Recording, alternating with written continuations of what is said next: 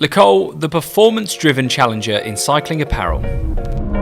Now, some cycling brands are built on style, some on heritage, but Le is all about performance. Founded by a former pro rider, this brand has carved its place in the cycling world by focusing on aerodynamics, technical fabrics, and that marginal gain mindset. But with Rapha, Panama Studios, and MAP dominating the premium cycling market, where does Le really stand? So let's dive into the brand's origins, its approach to innovation, and the big question, does it live up to the hype of what it's known? From pro peloton to performance apparel, Le was founded back in 2011 by former pro cyclist Yanto Barker, who spent over a decade racing at the highest levels before shifting his focus to cycling gear. And unlike brands that started with lifestyle appeal, Barker's goal was simple: create the best performance-driven cycling apparel using insights straight from the pro peloton.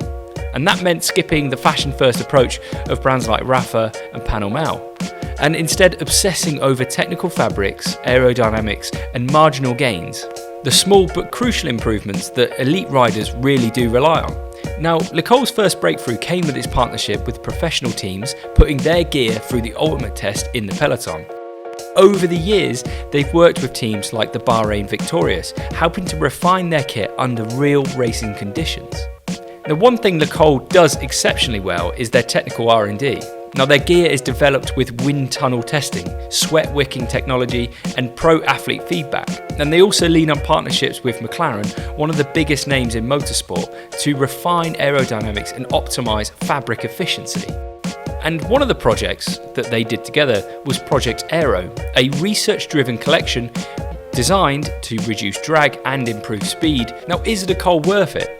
Le sits in the premium price bracket, but slightly undercuts brands like Rapha and Panama Studios. While a Le Pro jersey costs around £120 to £140, similar items from Rapha or PNS often push past £180 to £200. But does a slightly lower price mean better value?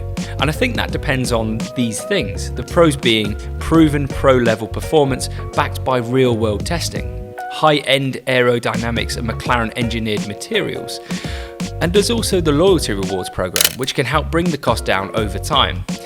And then there's the cons. There's limited lifestyle appeal compared to Rapha or PNS. Le is all about function, and if you want the coffee ride aesthetic, this might not be your go-to brand. And some riders do feel that the branding isn't as aspirational or exclusive, meaning it doesn't carry that same cultural cachet as Rapha. Now, resale value isn't as high as boutique cycling brands like PNS or MAP, but if you're into style or exclusivity, Rapha and PNS might still have the edge. Now, Le has built a strong direct-to-consumer model, often leveraging big-name endorsements and aggressive digital marketing. There's also the Le Strava challenges. They've tapped into the cycling community by offering discounts and rewards for completing rides via Strava, a move that's both genius and addictive. And then there's the celebrity endorsements.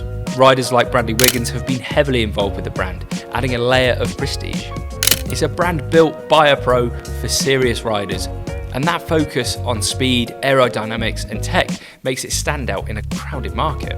Now, what's your take? Does Le deserve a bigger share of the cycling world, or will brands like Rapha, PNS, and MAP always dominate? Drop a comment below and let's talk. And if you love deep dives into cycling culture and gear like this one, don't forget to like and subscribe, or hit the bell icon so you don't miss the next one.